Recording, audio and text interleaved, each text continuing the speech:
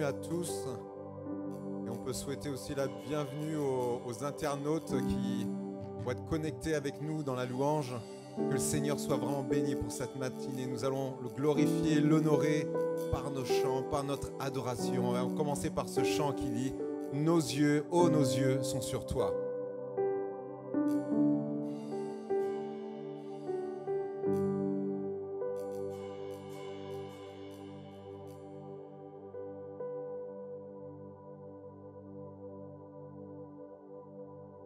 Nos yeux sont sur toi, Fils de Dieu, notre Sauveur, toi l'image de l'amour, gloire à ton nom pour toujours. Ah, nos yeux sont sur toi.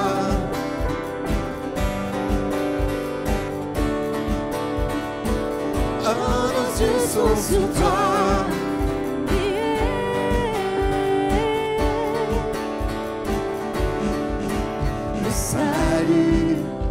Transperce l'obscurité et le royaume avance à la vitesse de la lumière. Liberté qui fait vibrer l'atmosphère, chassons les ténèbres alors que le soleil apparaît.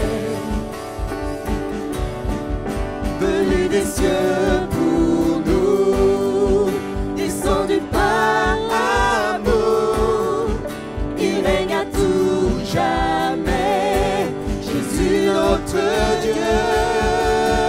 Oh, nos yeux sont sur toi, Fils de Dieu notre Sauveur, toi l'image de l'amour, gloire à ton nom pour toujours. Oh, nos yeux sont sur toi.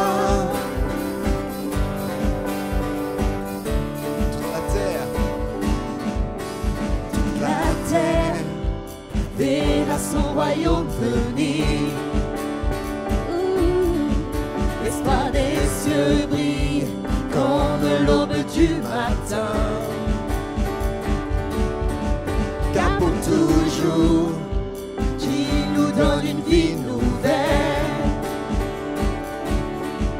non plus aucune crainte ni ténèbres, sa lumière sans fin. Venu des cieux pour nous, descendu par amour, il règne à tout jamais, Jésus notre Dieu. Sur toi, Fils de Dieu notre Sauveur, toi l'image de l'amour, gloire à ton nom pour toujours. Oh, nos yeux sont sur toi.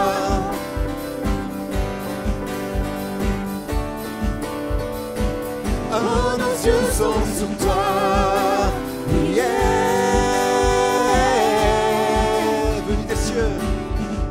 Venu des cieux pour nous, descendu par amour, il règne à tout jamais, Jésus notre Dieu. Venu des cieux pour nous, descendu par amour, il règne à tout jamais, Jésus notre Dieu. Sont sur toi, Fils de Dieu notre Sauveur. Oh, nos yeux sont sur toi. Yeah. Oh, nos yeux sont sur toi, Fils de Dieu notre Sauveur, toi l'image de l'amour, gloire à ton nom pour toujours. Oh, nos yeux sont sur toi.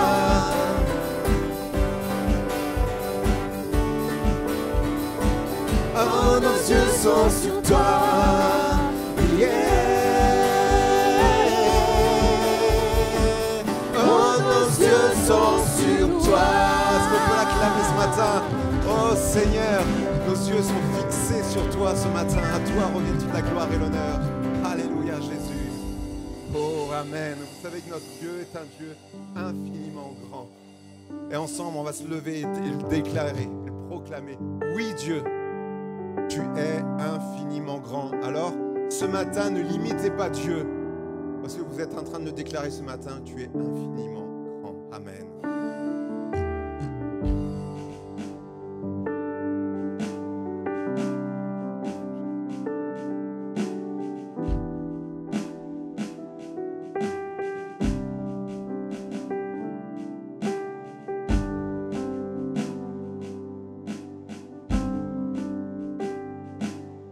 Je sonde l'univers, les astres que tu as créés,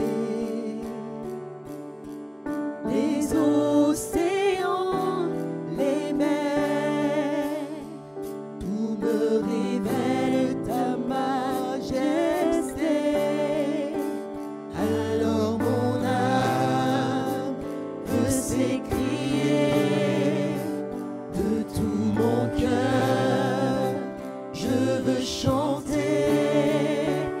Oh Dieu, tu es infiniment grand, éternel puissant, roi majestueux. Oh Dieu, tu es infiniment grand, éternel puissant, roi majestueux.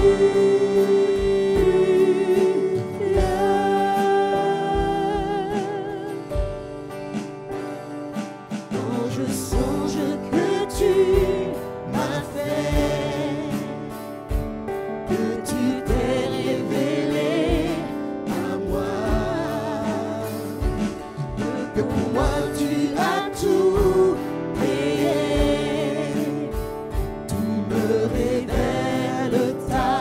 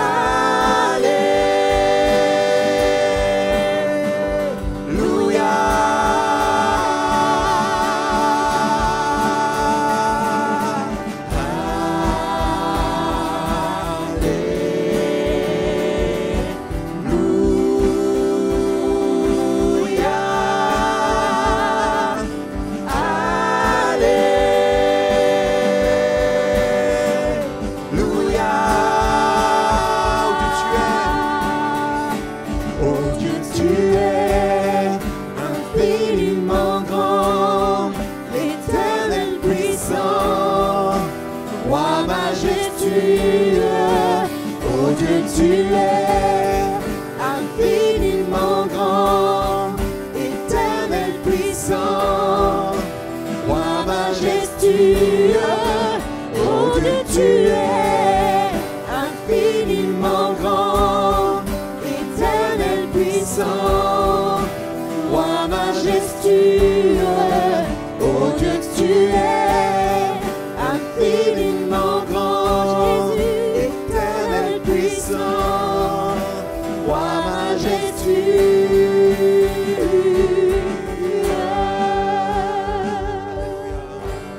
Alléluia. Ah, Jésus. Tu es grand, tu es digne de louange. Oh Seigneur, nous t'adorons ce matin. Alléluia. Nous élevons ton saint nom. Nous voulons te couronner. Alléluia, Seigneur. Nous jetons nos couronnes de vie, Seigneur, à tes pieds, Seigneur. Amen, Seigneur. Tu es avec nous chaque jour, Seigneur. Et nous voulons nous accrocher à toi. Toujours plus. Alléluia. Alléluia, Jésus. Oh, Jésus. Béni soit ton nom.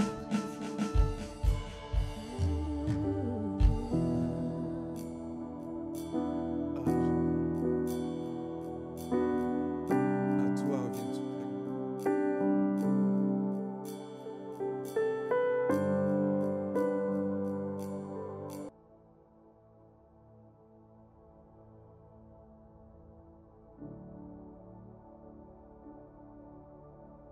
Combien nous avons besoin que le Saint-Esprit souffle. Si déjà tu as été visité par le Saint-Esprit, tu as besoin d'être renouvelé du Saint-Esprit encore. Et des choses que tu as peut-être lues 50 fois, 100 fois, 200 fois, le Saint-Esprit te révèle réellement ce que cette parole veut dire pour toi. Nos frères vont passer pour les offrandes et nous allons chanter ce chant. Seigneur, souffle. Souffle sur moi.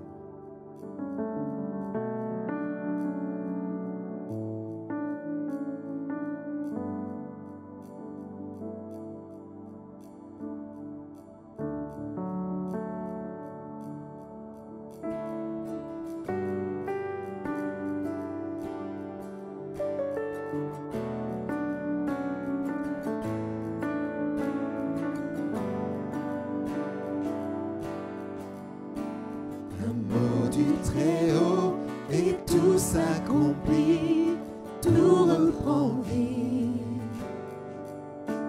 L'écho de ta voix ranime l'espoir en moi. Ta grâce apparaît quand ma vue faiblit, tu me conduis.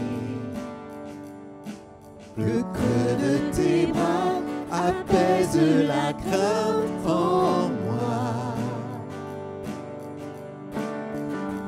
Toi seul peux calmer les mers, me porter dans le désert.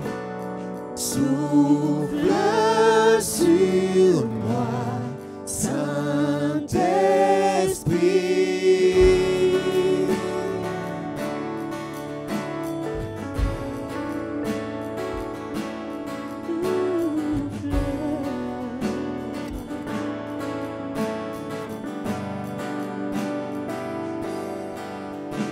Tu viens rassasier mon âme assoiffée par ta bonté. Je ne tremble pas car ton regard est sur moi. Tu tiens dans ta main mon souffle de vie, ce que je suis. Tu es toujours là pour me serrer contre toi. Toi seul peux calmer les mers, me porter dans le désert. Souffle sur moi, Saint-Esprit. Toi seul peux briser mes chaînes, me délivrer de mes peines. Souffle sur moi, Saint-Esprit.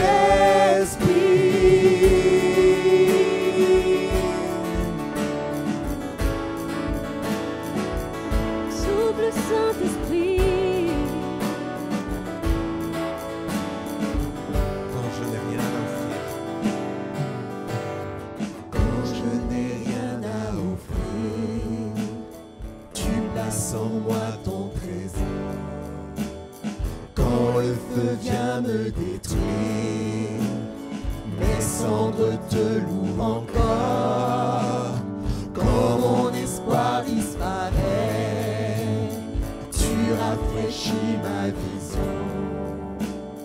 Quand mon âme est terrassée, mes ruines chantent ton nom. Quand je n'ai rien à offrir, tu places en moi ton trésor. Quand le feu vient me détruire, mes cendres te louent encore. Quand mon espoir disparaît, tu rafraîchis ma vision. Quand mon âme est terrassée, mes ruines chantent ton nom. Toi seul peux calmer les mers, me porter dans le désert. Souffle sur moi, Saint-Esprit. Toi seul peux briser mes chaînes, me délivrer de mes peines. Souffle sur moi,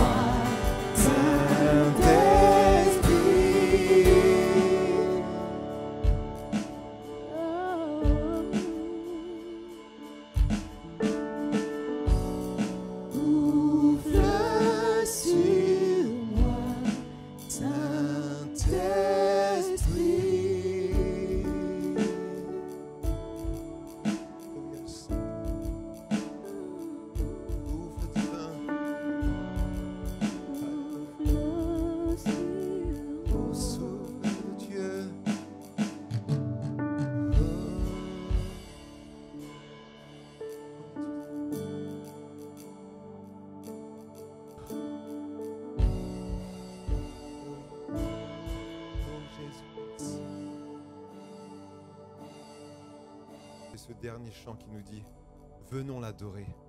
Et je vous invite tous à vous lever, à dire maintenant, je viens t'adorer Seigneur.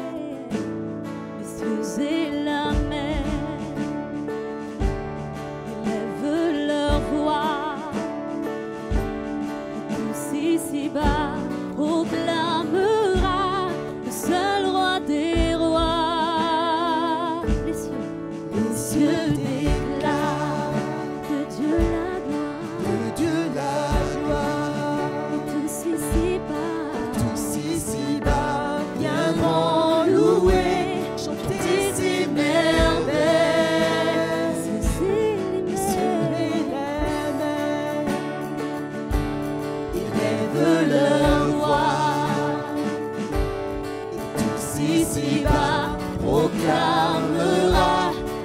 seul roi des rois.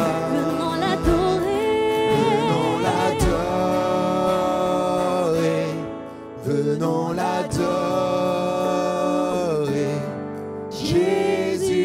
Jésus-Christ est Seigneur. Venons contempler. Venons à ses pieds. Jésus-Christ est Seigneur. De l'infini, Tu vas revenir. tu vas revenir. Et bien que la terre passera, tu subsisteras. Venons l'adorer. Venons l'adorer. Jésus-Christ Seigneur, est Seigneur. venons Venons contempler. contempler. Venons à ses pieds. Jésus-Christ est Seigneur.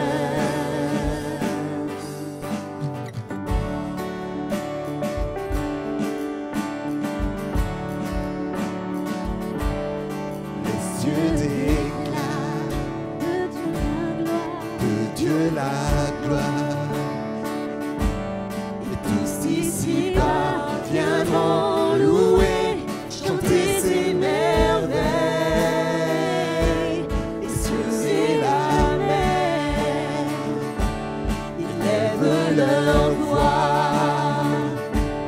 Et tous ici-bas proclamera le seul roi des rois. Venons l'adorer. Venons l'adorer. Jésus-Christ Tu es Seigneur. est Seigneur.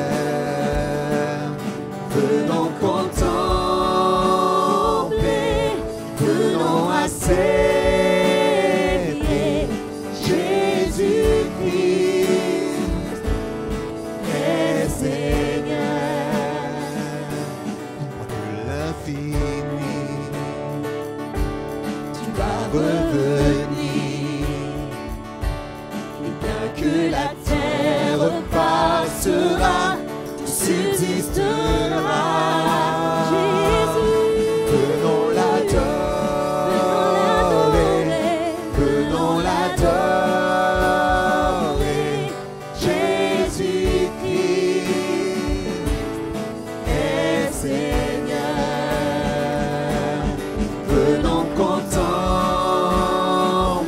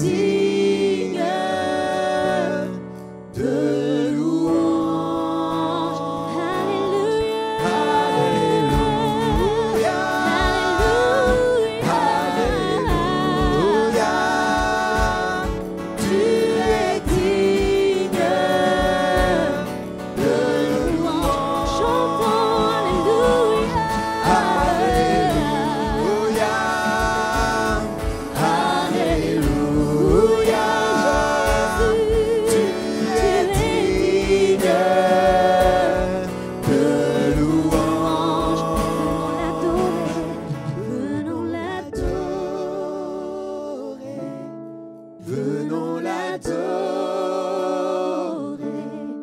Jésus-Christ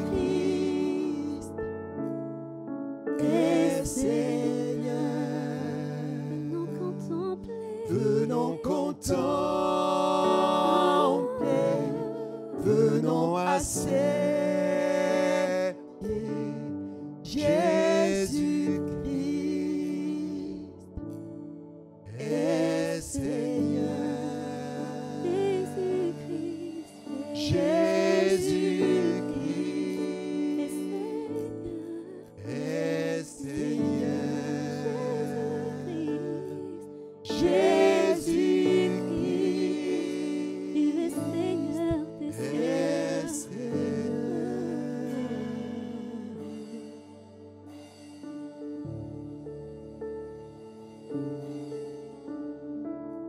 Nous pouvons que louer et contempler ta majesté, ta grandeur. Tu règnes. Merci pour ta présence. Merci ton plan qui est parfait. Je suis libre. Je me rends libre. Libre de mes chaînes. Libre des fardeaux. Libre de la peur du lendemain. Seigneur, tu me libères. Alléluia.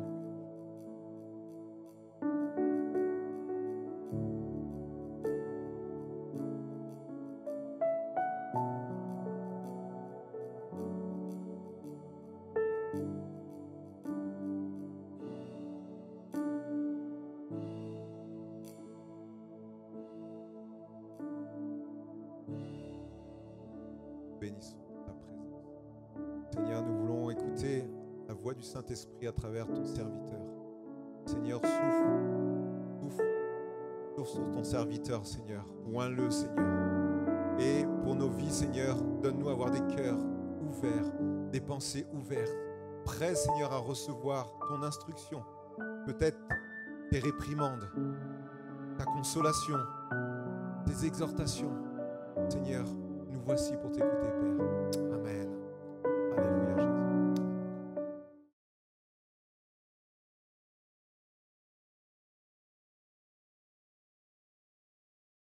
Et j'aimerais que nous puissions poursuivre ce que nous avons commencé les semaines dernières sur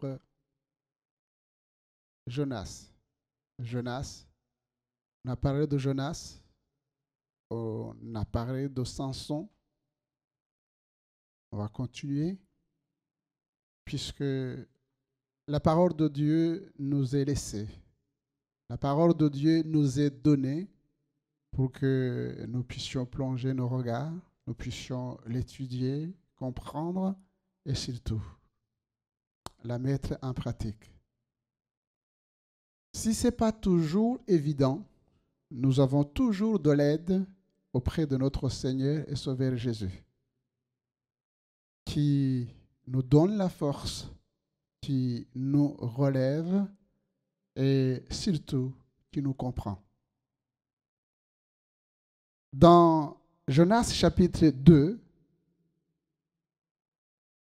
nous lisons ceci. Jonas, dans le ventre du poisson, pria l'Éternel son Dieu et dit, dans ma détresse, j'ai invoqué l'Éternel et il m'a exaucé. Du sein du séjour des morts, j'ai crié et tu as entendu ma voix. Tu m'as jeté dans l'abîme, dans le cœur de la mer, et les courants d'eau m'ont environné. Toutes tes vagues et tous tes flots ont passé sur moi. Je disais, je suis chassé loin de ton regard, mais je verrai encore ton Saint-Temple. Les eaux m'ont couvert jusqu'à m'ôter la vie. L'abîme m'a enveloppé. Les roseaux ont entouré ma tête. Je suis descendu jusqu'aux racines des montagnes. Les barres de la mer m'enfermaient pour toujours, mais tu m'as fait remonter vivant de la fosse. Éternel mon Dieu. Quand mon âme était abattue au-dedans de moi, je me suis souvenu de l'Éternel et ma prière est parvenue jusqu'à toi dans ton Saint-Temple. Ceux qui s'attachent à de vaines idoles éloigne d'eux la miséricorde. Pour moi, je t'offrirai des sacrifices avec un cri d'action de grâce. J'accomplirai les vœux que j'ai faits. Le salut vient de l'Éternel. L'Éternel parla au poisson, et le poisson vomit Jonas sur la terre. Amen. Drôle de prophète, avons-nous dit. Comment se fait-il, chers frères et sœurs, qu'un homme qui connaît parfaitement la volonté de Dieu, parce que les prophètes, c'était, j'allais dire, des porte-paroles de Dieu, ils recevaient la pensée de Dieu et la partageaient avec son peuple. Et nous avons dit, Jonas, lui, a décidé de fuir, de prendre la direction opposée à celle indiquée par Dieu. La question que je vous pose, peut-on réellement fuir Dieu?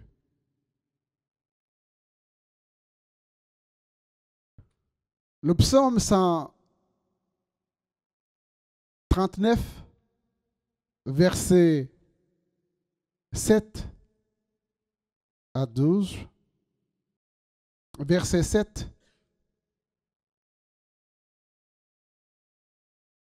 Où irai-je loin de ton cœur et où fuirai-je loin de ta face?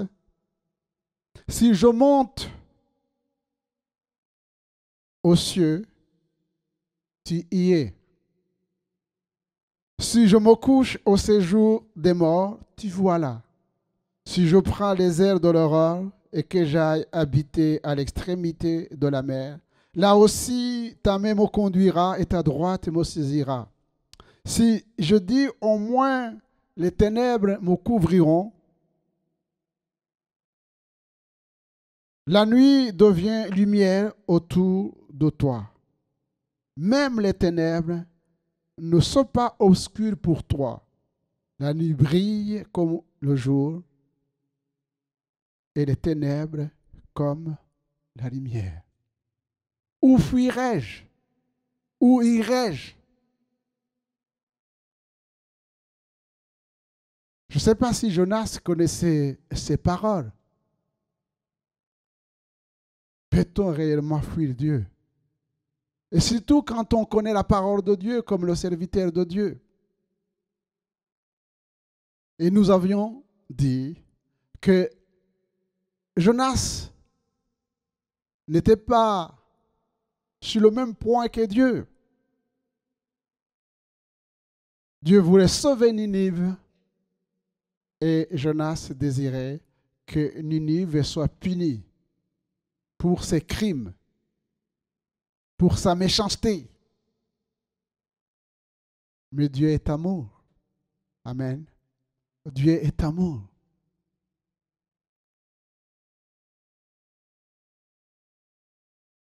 Comme la tempête menaçait le navire et que le pilote posant la question à Jonas, « Dis-nous, qui nous attire ce malheur? Quelles sont tes affaires et d'où viens-tu? Quel est ton pays et de quel peuple es-tu? » Aujourd'hui, chers frères et sœurs, le monde, face à ces multiples crises, nous pose la question: pourquoi dors-tu? Oui. Dis-nous qui nous attire ce malheur. Y a-t-il une explication à toutes ces catastrophes? Voyez-vous, chers frères et sœurs, la crise la plus importante de notre monde n'est ni sanitaire, ni économique, ni sociale ou politique, mais elle est plutôt morale et spirituelle. L'occultisme, l'amour de l'argent, l'immoralité et d'autres vices. Lisons ce que l'apôtre Paul a dit à Timothée. dans 2 Timothée chapitre 3. Sache que dans les derniers jours, et je vous assure, chers frères et sœurs, que nous sommes dans les derniers jours, sache que dans les derniers jours, il y aura des temps difficiles, car les hommes seront égoïstes, amis de l'argent, fanfarons, hautains, blasphémateurs, rebelles à leurs parents, amis irreligieux, insensibles, déloyaux, calomniateurs, intempérants, cruels, ennemis des gens de bien, emportés, enflés d'orgueil, et mal au plaisir plus que Dieu. Et surtout, ayant l'apparence de la piété, mais renie à ce qui en fait la force. Éloigne-toi de ces hommes-là.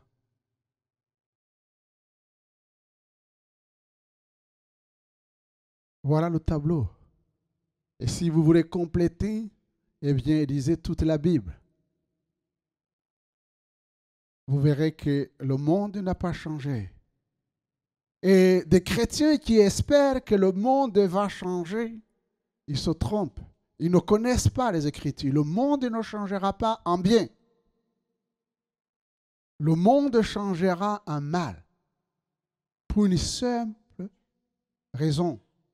Ils ont rejeté Jésus-Christ comme Seigneur et Sauveur. Et tant qu'on continuera à rejeter le Sauveur du monde, le seul chemin qui apporte la paix, qui résout les problèmes réellement des nations, des familles, des foyers, eh bien, le mal continuera à grandir. Dieu a eu compassion de Jonas, mais il a eu aussi compassion de Ninive.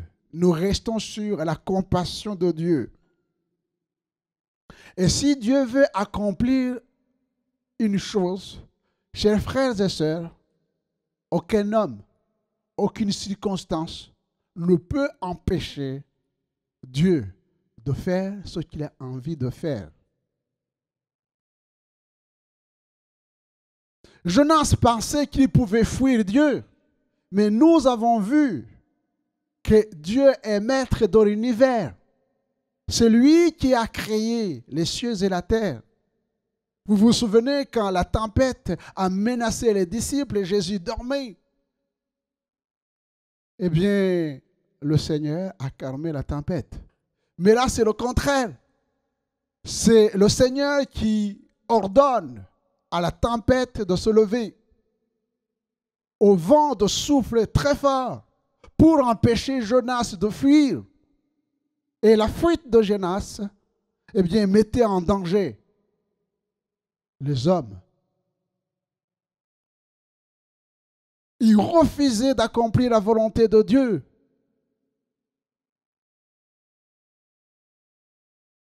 Et Jonas a accepté que c'est lui qui a tiré le malheur sur les autres. Et la seule solution, c'était de le jeter dans la mer. Mais si Dieu a soulevé la tempête, eh bien, il avait aussi prévu, parce que ce n'est pas comme nous, quand les événements arrivent, nous sommes surpris et on ne sait pas comment faire. Bien sûr, on peut essayer, c'est ce qui se passe dans le monde. Quand il y a quelque chose qui arrive, comme l'épidémie, les scientifiques, les milliardaires, on investit, on cherche, on trouve des solutions peut-être. Je ne suis pas le prophète du malheur. Il suffit de regarder l'histoire. Dès qu'il y a un problème qui est résolu, il y a un autre domaine qui apparaît. Et c'est un combat, on dirait la poursuite. Mais ici, nous voyons que Dieu qui voulait absolument que Jonas aille à Ninive, eh bien, quand il est tombé dans l'eau. Eh bien, Jonas, et plutôt Dieu avait prévu aussi un moyen de transport spécial. Lisez les Écritures.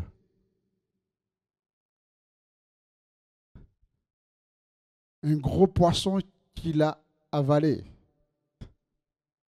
Il fallait y penser. Dieu a le pouvoir d'utiliser qui il veut, comme il veut. Mais avant que le Seigneur ordonne à ce poisson la direction de Ninive, eh bien, c'est le chapitre 2 que nous venons de lire. Jonas, dans sa fuite, même s'il savait le cœur de Dieu, eh bien, il a profité aussi pour s'humilier, pour reconnaître qu'il allait mourir. Et il dira, quand mon âme était abattue au-dedans de moi, je me suis souvenu de l'Éternel. Et ma prière, malgré que j'étais au fond de l'abîme, est parvenue jusqu'à toi dans ton Saint-Temple. Amen. Chers frères et sœurs, même si vous êtes au fond de l'abîme, que ce soit à cause de la dépression ou d'autres problèmes qui peuvent ruiner votre vie physique, psychique, spirituelle, problèmes financiers et autres, si vous pensez que vous avez touché le fond, eh bien, ayez l'humilité comme Jonas de crier à Dieu. Lui, il n'est pas à court de solutions. Il a toujours une solution. Dieu a toujours une solution pour ses enfants. Avec toujours ce verset capital. Dieu veut que tous les hommes soient sauvés et parviennent à la connaissance de la vérité.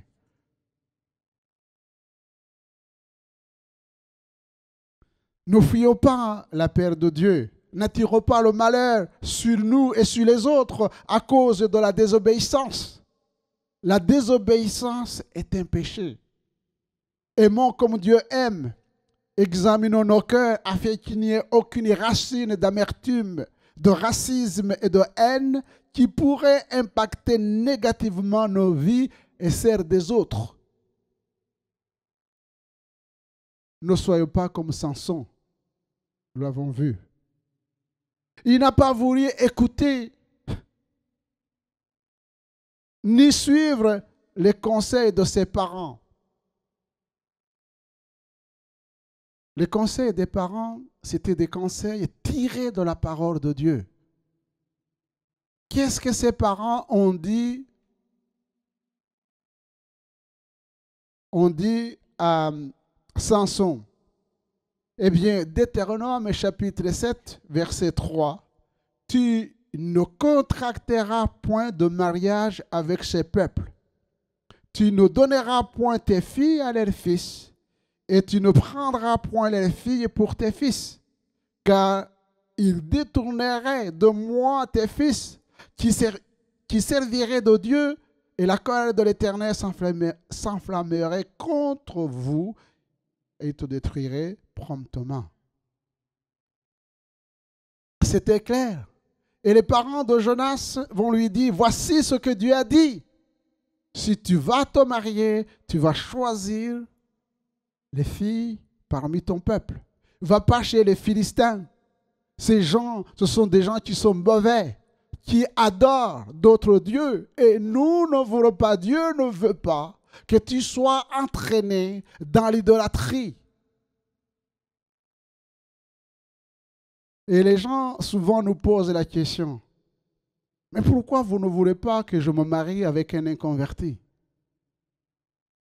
C'est la question que souvent les jeunes filles nous posent et les garçons, nous leur disons, il est écrit. Lisez ce qui est écrit. C'est pour votre bien, c'est pour notre bien que le Seigneur nous a laissé sa parole. Mais ce garçon me plaît. Oh, cette jeune fille me plaît. On s'est rencontrés au lycée, à l'université. Il est charmant. Oh, ses parents ne sont pas opposés. Hein. Mais qu'est-ce que Dieu dit?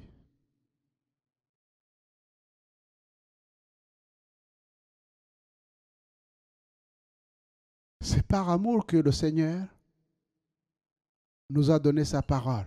Parce que la finalité, voyez-vous, chers frères et sœurs, ce n'est pas notre bonheur matériel. Ce n'est pas notre bonheur sentimental d'abord que le Seigneur vise. C'est notre obéissance à Dieu et la vie éternelle. Or, les critères de la vie éternelle ne sont pas les critères de ce monde. Et finalement,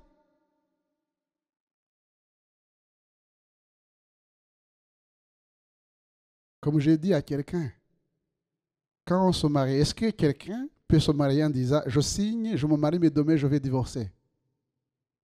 Si quelqu'un vous dit « vous prendrez cet homme ou cette femme », non.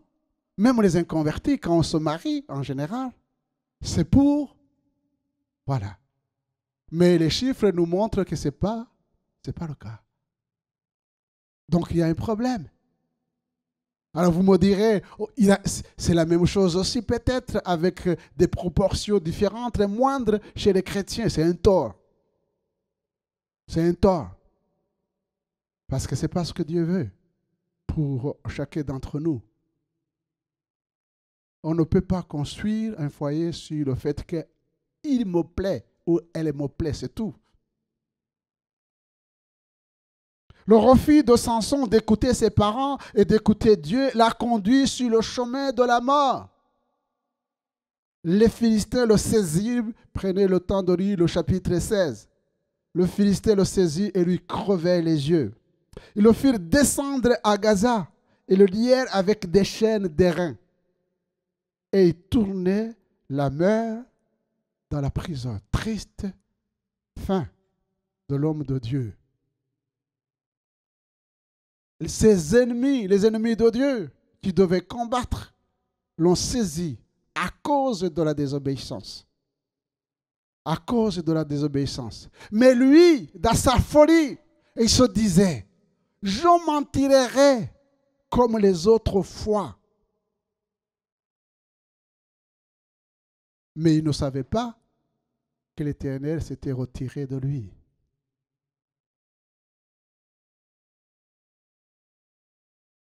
Il aurait pu examiner son cœur et reconnaître sa faiblesse.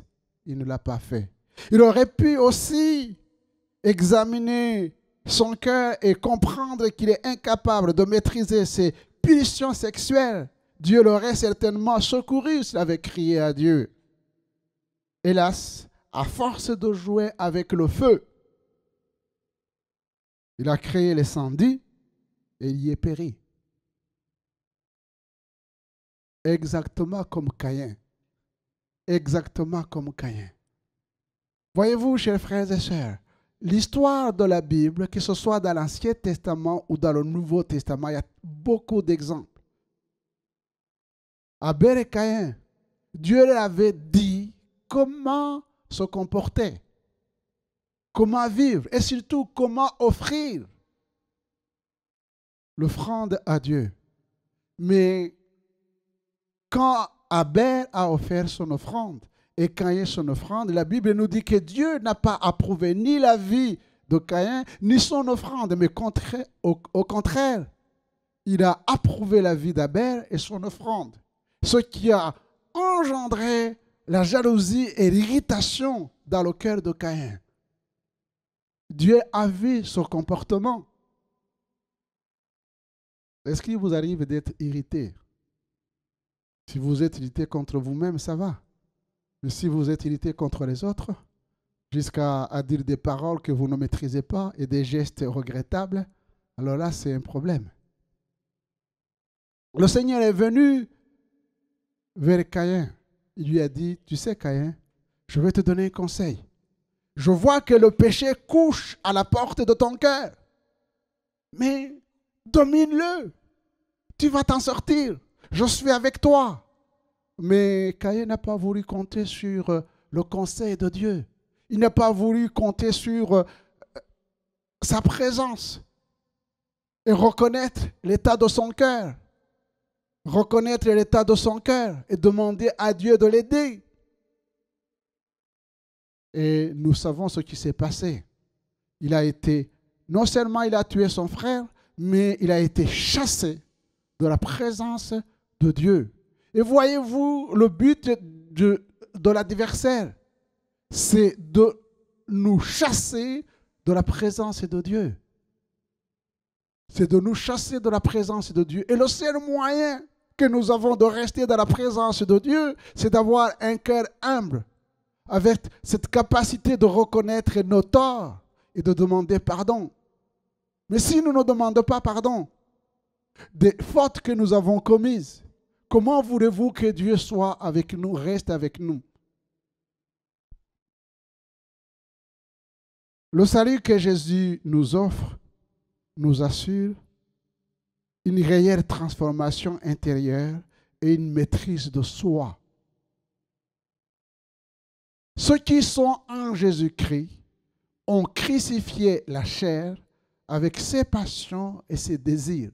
Oui, en Christ, chers frères et sœurs, nous avons la force de maîtriser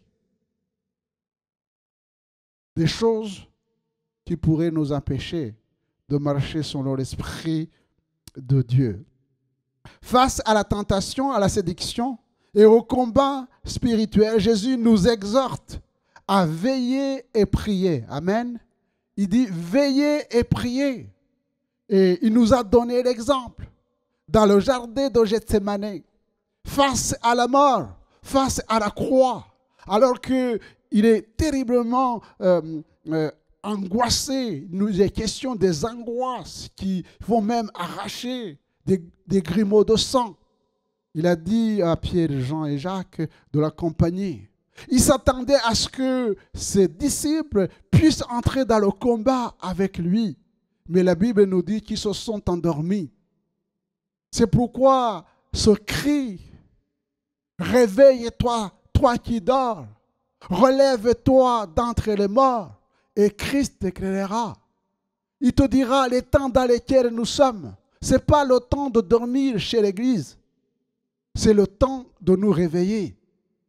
De nous réveiller. Et tout ce qui est autour de nous cherche à endormir l'Église, à nous détourner des plans et des projets de Dieu. Et Jésus est venu vers les disciples qu'il trouva endormis et il va dire à Pierre, pourquoi le Seigneur va viser Pierre? Pour la simple raison, il savait très bien que la tentation était à la porte du cœur de Pierre. Lui qui orgueilleusement, au passage, il faut que le Seigneur nous aide par rapport à nos caractères et nos tempéraments.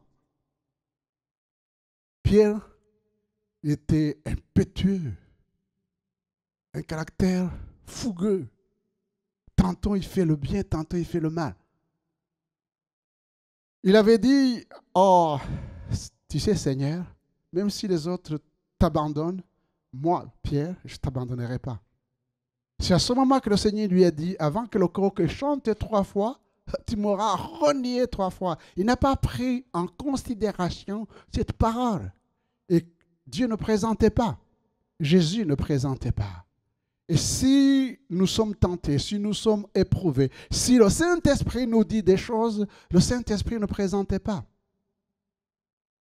S'il nous voit sur le chemin de perdition où on peut glisser, le Saint-Esprit nous avertira, mais il ne nous forcera pas. Parce que nous avons la capacité de comprendre les choses, comme Jonas. Nous pouvons suivre la direction indiquée par le Seigneur, mais nous pouvons prendre la direction opposée. Et ce n'est pas parce qu'on a le Saint-Esprit qu'on ne peut pas commettre le péché. Samson était rempli de l'Esprit de Dieu. Mais il aurait pu, avec un caractère humble, apporter ses problèmes devant Dieu pour qu'il soit délivré. Pierre,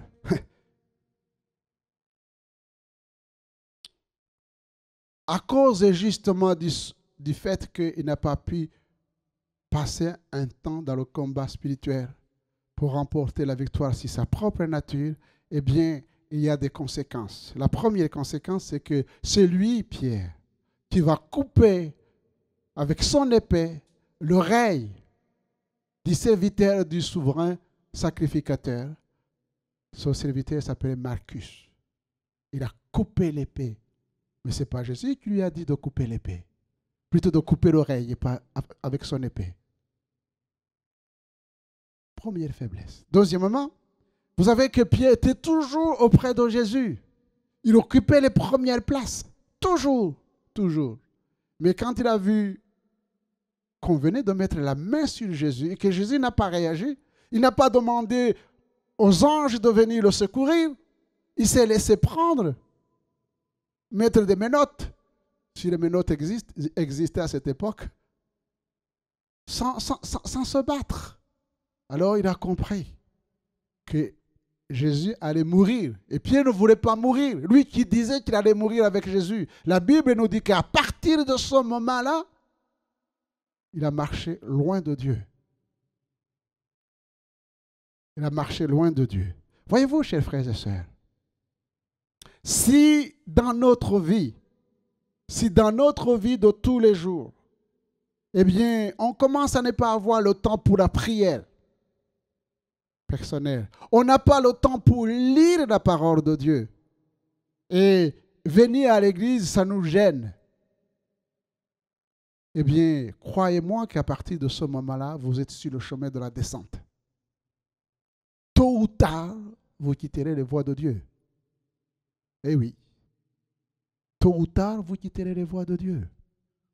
Parce qu'il y a une négligence des choses qui sont capitales pour notre vie. C'est comme si vous refusiez de vous nourrir, que vous ne mangiez pas, que vous ne buviez pas. À la limite, vous finirez pas à l'hôpital. Vous serez hydraté, on va vous donner des choses pour vous ramener à la vie. Troisièmement, Pierre s'est assis au milieu des moqueurs, les gens qui insultaient Dieu, le Fils de Dieu, sans rien dire. Si demain, vous entendez autour de vous, vous êtes avec les gens qui se moquent de Dieu, qui se moquent de Jésus, vous êtes là, et que vous ne prenez pas la parole, c'est qu'il y a un problème. C'est qu'il y a un problème. Vous n'êtes pas obligé d'être irrespectueux vis-à-vis de ces gens-là. Mais la Bible nous dit de nous défendre avec les moyens spirituels. De dire, vous êtes en train de dire des choses que vous ignorez, que vous ne connaissez pas. Quand j'étais étudiant à l'université, on discutait avec les gens et les gens commençaient à massacrer la Bible. Alors, j'ai dit à quelques-uns, vous êtes intellectuellement malhonnête parce que vous êtes en train de critiquer un livre que vous n'avez jamais lu. Vous ne pouvez pas vous permettre de discréditer un auteur, que ce soit Balzac, que ce soit quelqu'un d'autre, si vous n'avez pas lu son livre. Eh bien, lisez la Bible et puis venez discuter avec nous. Et ils ont compris. Ils ont compris. Heureux l'homme qui ne marche pas selon le conseil des méchants,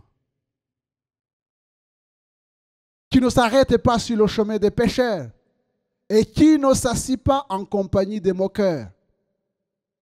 Ce n'est pas notre place. Et je termine. Quand Pierre a été reconnu comme faisant partie des disciples,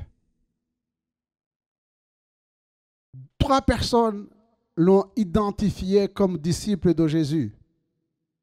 Et ils lui ont dit, oui, ton langage te fait reconnaître. Tu es galiléen aussi.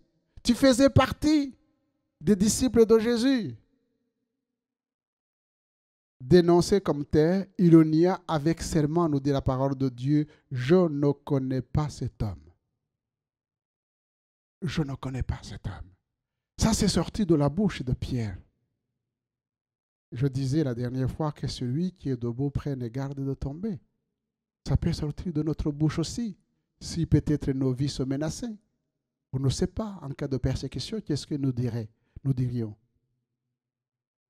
Mais ce que je voudrais laisser sur votre cœur, c'est la réaction de Jésus.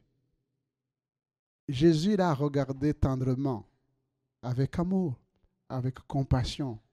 Et il s'est souvenu que Jésus, c'est un Dieu d'amour, de miséricorde, de compassion.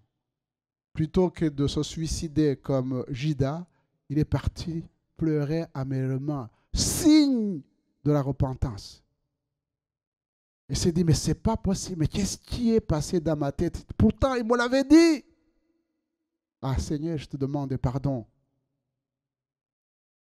Jésus le regarda avec amour et compassion, sensible à ce regard aimant et non accusateur. Pierre se retira et pleura amèrement.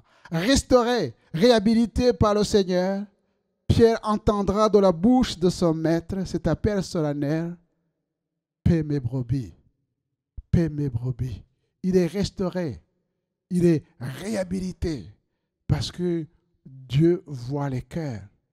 Non seulement il a entendu les cris de Pierre, il a vu ses larmes et il est venu à son secours. Ne restons donc pas, chers amis, chers frères et sœurs, sur un échec. Ne gardons pas plutôt des habitudes coupables aux yeux de Dieu, mais venons à lui avec un cœur repentant. Dieu nous assure son pardon et nous révèle sa confiance dans le service. Oui, il est bon, notre Dieu. En tout temps, il est bon que son nom soit béni. Amen. Prions le Seigneur. Nous te sommes reconnaissants, notre Dieu et notre Père, de ce que tu es merveilleux dans ce que tu fais. Tu as fait de nous tes enfants, Seigneur, en mourant sur la croix du Calvaire, parce que tu as pardonné nos péchés. Et en ressuscitant, tu nous as justifiés. Désormais, nous avons un libre accès auprès de toi. Et nous te demandons pardon pour nos péchés. Mais nous voulons, Seigneur, nous réveiller dans ces temps de la fin pour dire aux nations: Dieu vous aime et il a des projets pour vous, nations, peuples du monde. Chères familles, chers amis, Dieu a des projets de paix et non de malheur, un avenir et de l'espérance, parce qu'en lui, il y a la vie. Que ton nom soit béni, Père, dans le nom de Jésus. Amen.